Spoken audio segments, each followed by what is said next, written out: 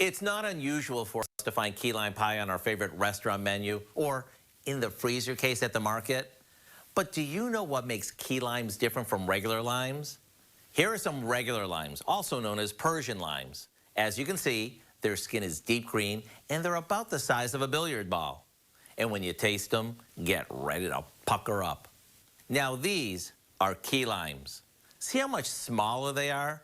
And their skin is lighter and much thinner.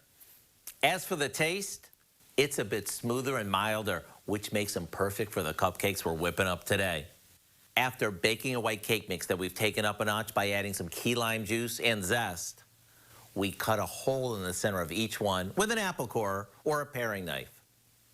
Then we fill these with some canned key lime pie filling before topping them with a homemade buttercream. A few graham cracker crumbs go on top, and there you have it. Everything you love about a key lime pie in the form of a cupcake. I really do hope you'll go online and get the recipe for our key lime pie cupcakes so you can enjoy the goodness of summer all year long.